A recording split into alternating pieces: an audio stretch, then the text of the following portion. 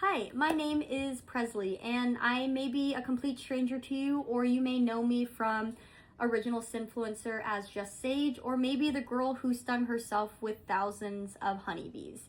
I'm wanting to make this video for quite some time, but the truth is I was much too sick to fully be able to express what I wanted to and to share this part of my story. But I have had chronic Lyme disease for more than half my life. I was late in life diagnosed. I wasn't diagnosed until after college. And it was one of the hardest things that I have gone through, and is something that I'm still dealing with to this day. But what I want to talk about is the dangers of praying for people when they're sick. Hold on, hear me out.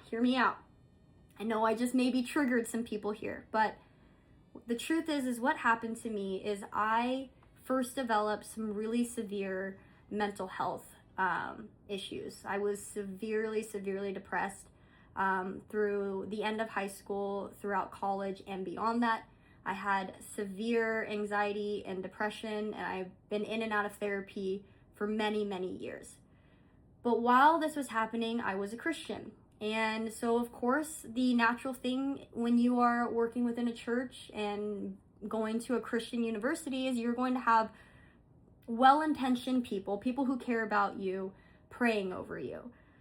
But what ended up happening is I started to believe that God had to have made me this way for a reason, and that He doesn't make mistakes, and that everything is part of a bigger plan.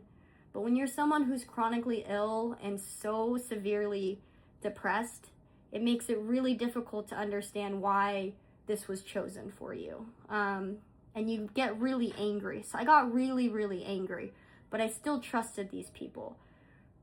Long story short, what ended up happening is I started to develop some really scary and horrible hallucinations. I was hearing voices, I was having visual hallucinations, I was having bouts of laughter. I was starting to develop paralysis on the left side of my body. I could not stand in the shower. I was about to be in a wheelchair. And then I was told that I had demons in my brain. That's what people thought. They thought that I was having some sort of demonic force attach itself to me because I was doing such amazing work for God. And that's why I want to get up here to talk about the unintentional dangers of essentially spiritually bypassing a very real illness. Because what ended up happening is years after that, I realized that I wasn't under demonic possession. I was having a bacterial infection in the left side of my brain. And to understand that that's what was going on, and that it wasn't demons, that it wasn't some divine plan that was laid out for me, that it was not my fault, and that there was nothing that I did, there was no sin in my life that made me this sick, was one of the most